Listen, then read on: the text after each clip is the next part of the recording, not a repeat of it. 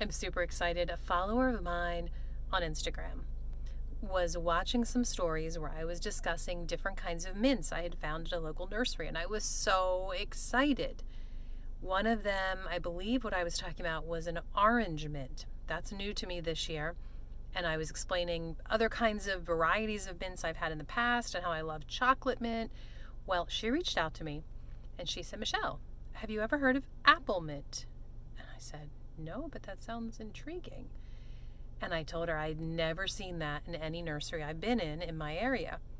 So within a day, this sweet lady had researched how to correctly mail a small plant. And today it came to Bill's shop. So I just picked it up. I'm heading home.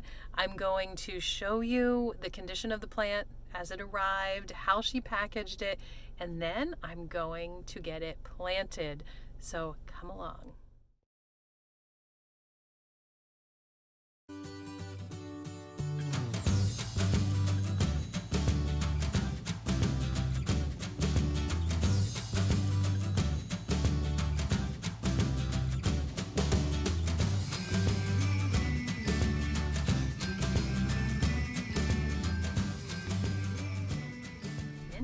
Is extremely invasive. I would never plant it directly in my garden or directly in the ground in any flower bed.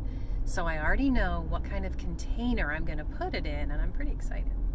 So let me show you how this was packaged.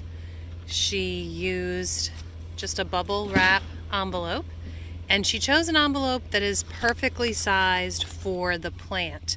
That's important. You don't want a lot of extra space or room in the box or the envelope for the plant to be moving around. Meanwhile, just ignore the really loud, obnoxious noise in the background. That's just Bill. So let me show you how well this traveled. Isn't this great? Mint is a very vibrant plant. It's hard to kill mint, but I'm really pleased with this. I can't wait to get it planted. Now, by the way, Heather, my follower on Instagram, sent me this wonderful gift. Along with the plant, she sent me some homemade beeswax. I'm gonna take this apart and take a look at this. I'm so excited. I love beeswax. It's great to use instead of saran wrap. And she made this. Now, you don't have to have beeswax wrap. You can, typically what people do is they use moist paper towels, wrap quite a few layers of moist paper towel around it. Oh, she put fabric in there. And then you can just put all of it inside of like a plastic bag and then wrap some newspaper around it. So let's see how these roots look. Oh, they look good. I'm so pleased that Heather was not overly concerned about getting every bit of dirt off, because it's really good when you're sending plants in the mail to leave some dirt on the roots, because then when they get planted at their new location, they have some of those familiar microbes in the native soil that are going to be planted with it in your soil. So that's helpful to the plant to help it thrive. Two other really simple things to keep in mind if you're watching this video because you want to mail some plants. Keep track of the weather. Definitely look at the weather. Not only where the package is going to be delivered, but where you are too.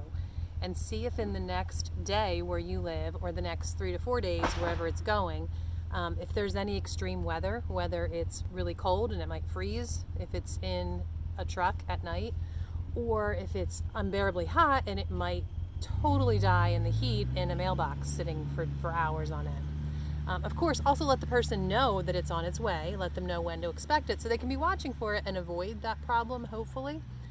Also, you can use anything that's convenient for you. Paper towels, shredded paper, newspaper, to package the plant so that it is not jostled around too much. And also, if it's going to be in the mail for more than just a few days, you might want to consider getting some, I'm trying to remember what they're called, polymer, I think it is, polymer moisture capsules. They really work fantastically at swelling up and holding moisture, so the plant won't get too dry that way. I'll leave a link to those water holding capsules I'm talking about in the description of the video. So I'm super excited about this as a container for my mint. It's much bigger than I need right now, but mint grows heartily and it will fill up this container in just a matter of a few years, I'm pretty sure. But this is an old rusted wheelbarrow, a handmade wheelbarrow that a previous owner of this house had made. Okay, so I want to be sure I have it the right way before I start filling it with compost and dirt. Do you think? I'm trying to decide if I want it this way or if I want it turned around, which will make it look more level versus the obvious tilt to it right now. I'm going to try the other way.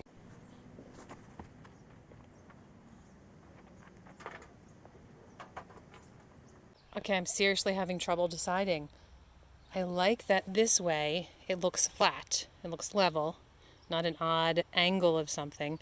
And I really love the patina on this side, but I can't show that patina if I put it the other way, unless I put it somewhere else in the garden. But I think I have my heart set on this location. Right behind it, I've planted blazing star bulbs that once they're tall and once this wall fills in with climbing beans, I still have to put my trellis up. I just think it's going to be so pretty right there. And that patina is getting me. I love that. So I think I'm going to leave it this way. Now I need to start filling it with dirt. By the way, whenever you're doing container planting, you always need to make sure you have drain holes. Of course, in this case, it naturally occurred because that's where the legs, the wheel was attached. So I am good with drainage holes. I noticed it was wobbling, and I don't want it to be unsteady once I have it all filled, especially when it has all that dirt in it and it's really heavy. Then it might wind up tipping like this. And I just want it to be as flat as I can get it. So I am digging out a little bit underneath right here, and I'm going to put a brick there. I'm hoping you won't be able to see the brick if I do this right, and that brick will give it stability and keep it level. So let's see if this works.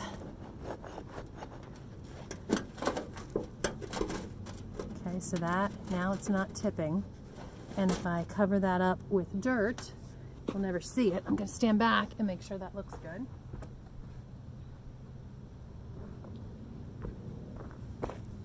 Okay, that's perfect.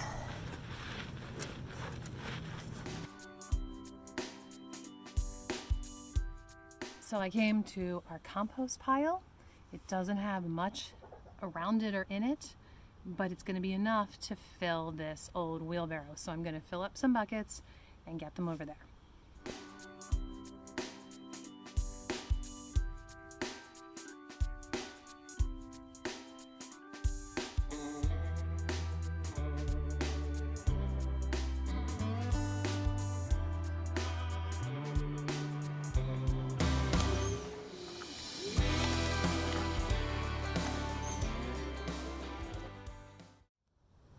Okay, I have my first layer of compost in.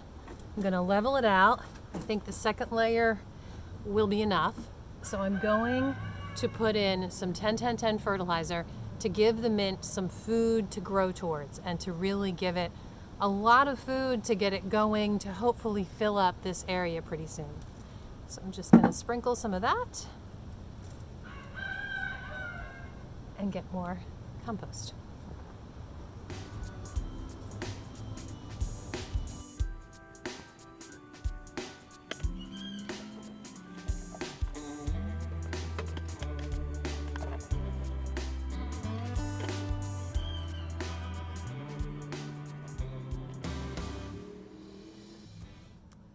I'm actually feeling like I want more dirt.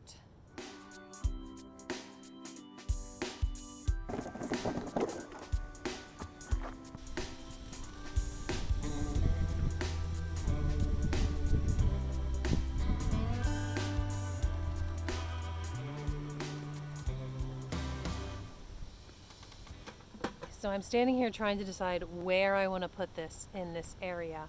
And I'm feeling like this will fill it in within a few years, but for this summer, it's not going to be filled. So I'm going to plant it more toward one end, and I'm going to put some zinnia seeds on the other end. So the wheelbarrow hopefully will be full in another few months. Okay, when you're planting mint, you just want to gently separate or separate isn't the word, floof out? How do I want to say it? Open up the roots a little bit just to give them more desire to start spreading quickly. And you want to plant it so that the plant itself is maybe an inch or two in the ground along with the roots. I've already given it its food, and it has this wonderful compost to start thriving in. So let's get this in here. I'm going to put my gloves on again because this compost is a little damp. Although it's not uncommon for me to arrive at church with lots of dirt under my nails. Tomorrow is Sunday. Okay. That should be a good amount to get it in there. And I'm excited that she even sent me 2 plants. Heather is just so awesome. I can separate them a little in the wheelbarrow here. And it's really that simple. To mail mint and to plant mint in a container. Of course, you do not have to have an old antique wheelbarrow. Any container or pot will absolutely do. Just know that mint, I just realized I've been shaking the camera this whole time. Just know that mint does grow and spread prolifically, so you definitely want to keep it in some sort of a container, unless you have an area that it's okay. If it's okay for the mint to just take over your yard or your garden, go for it.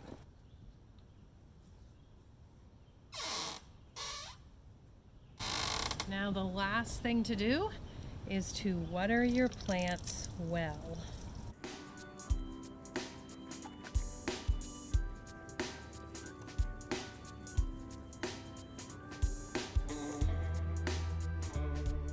So a huge shout out and thank you to Heather from Instagram. And if you found this content useful or valuable, please give it a thumbs up. And I would love it.